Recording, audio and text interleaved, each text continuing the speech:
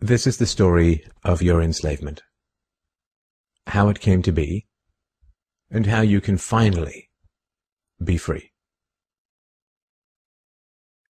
Like all animals, human beings want to dominate and exploit the resources around them. At first we mostly hunted and fished and ate off the land, but then something magical and terrible happened to our minds. We became, alone among the animals, afraid of death and of future loss. And this was the start of a great tragedy and an even greater possibility. You see, when we become afraid of death, of injury and imprisonment, we become controllable and so valuable in a way that no other resource could ever be. The greatest resource for any human being to control is not natural resources or tools or animals or land, but other human beings.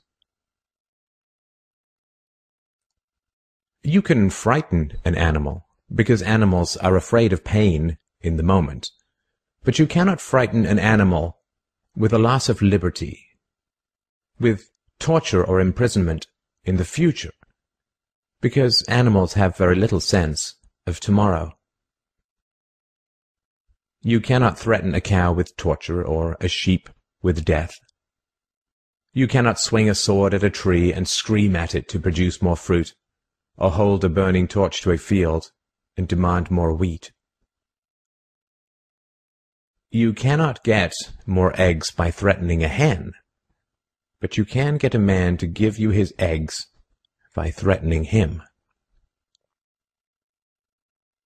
This human farming has been the most profitable and destructive occupation throughout history, and it is now reaching its destructive climax.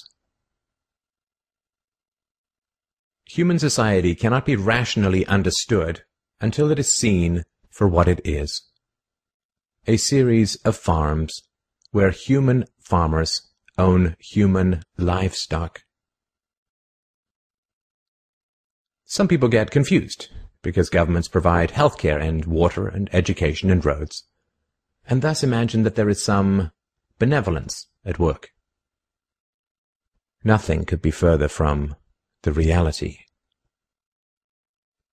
Farmers provide health care and irrigation and training to their livestock. Some people get confused because we are allowed certain liberties and thus imagine that our governments protect our freedoms. But farmers plant their crops a certain distance apart to increase their yields, and will allow certain animals larger stalls or fields if it means they will produce more meat and milk. In your country, your tax farm, your farmer grants you certain freedoms, not because he cares about your liberties, but because he wants to increase his profits. Are you beginning to see the nature of the cage you were born into? There have been 4 major phases of human farming. The first phase in ancient Egypt was direct and brutal human compulsion. Human bodies were controlled, but the creative productivity of the human mind remained beyond the reach of the whip and the brand and the shackles. Slaves remained woefully underproductive and required enormous resources to control. The second phase was the Roman model, wherein slaves were granted some capacity for freedom, ingenuity, and creativity, which raised their productivity.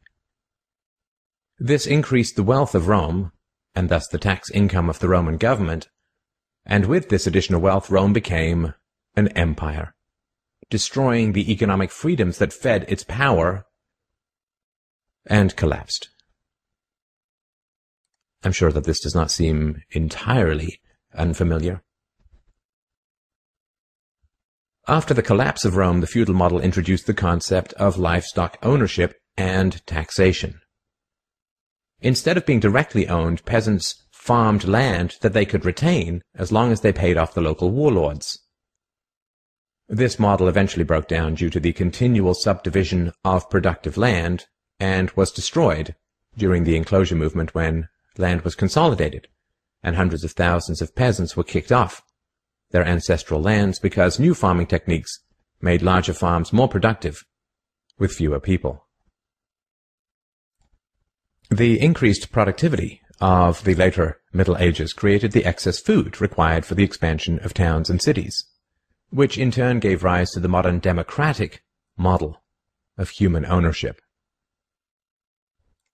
As displaced peasants flooded into the cities, a huge stock of cheap human capital became available to the rising industrialists. And the ruling class of human farmers quickly realized that they could make more money by letting their livestock choose their own occupations. Under the democratic model, direct slave ownership has been replaced by the mafia model. The mafia rarely owns businesses directly, but rather sends thugs around once a month to steal from the business owners.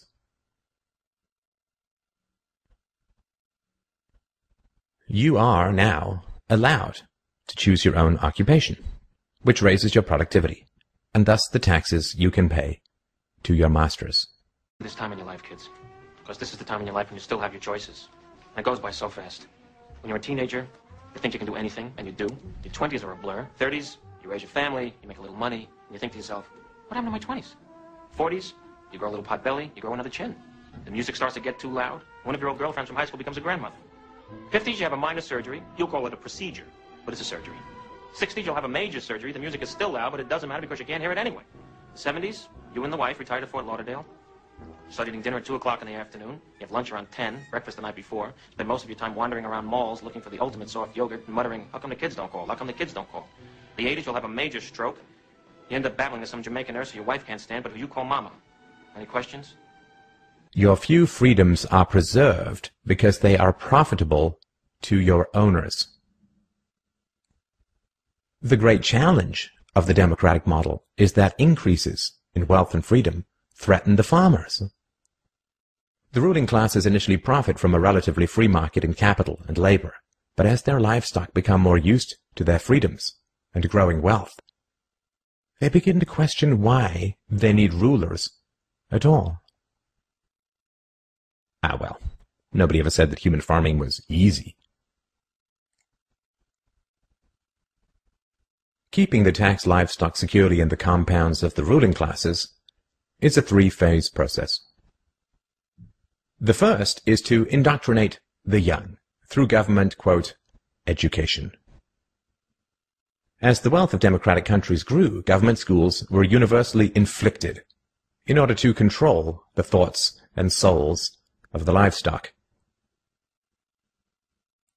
The second phase is to turn citizens against each other through the creation of dependent livestock. It is very difficult to rule human beings directly through force, and where it can be achieved, it remains cripplingly underproductive, as can be seen in North Korea. Human beings do not breed well or produce efficiently in direct captivity. But if human beings believe that they are free, then they will produce much more for their farmers. The best way to maintain this illusion of freedom is to put some of the livestock on the payroll of the farmer. Those cows that become dependent on the existing hierarchy will then attack any other cows who point out the violence, hypocrisy, and immorality of human ownership. Officers positioned Grant face first on the floor with one officer near his head, a second near his back, and a third officer standing nearby. There appeared to be a brief struggle. Then, a 2-year veteran BART officer stands, draws his weapon, and fires.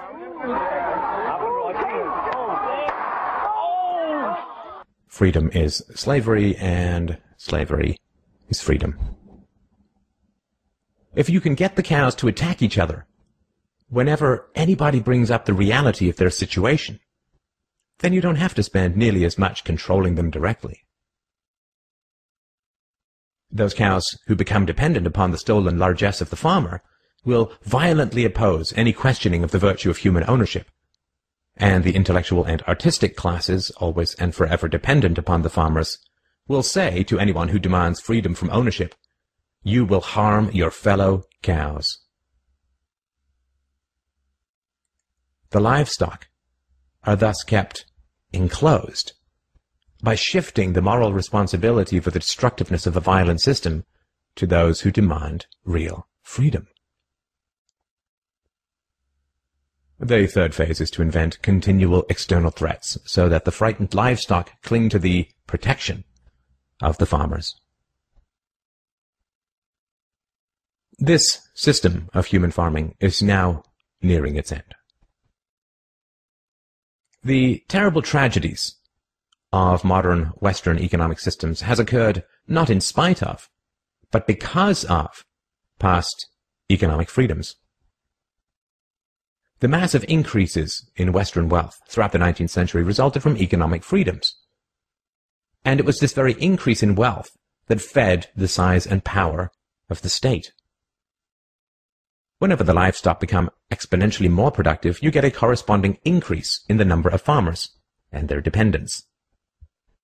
The growth of the state is always proportional to the preceding economic freedoms. Economic freedoms create wealth, and the wealth attracts more thieves and political parasites, whose greed then destroys the economic freedoms. In other words, freedom metastasizes the cancer of the state. The government that starts off the smallest will always end up the largest. This is why there can be no viable and sustainable alternative to a truly free and peaceful society. A society without political rulers, without human ownership, without the violence of taxation and statism. To be truly free is both very easy and very hard.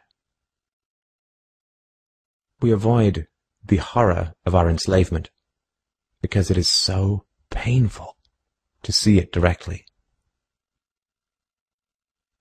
We dance around the endless violence of our dying system because we fear the attacks of our fellow livestock.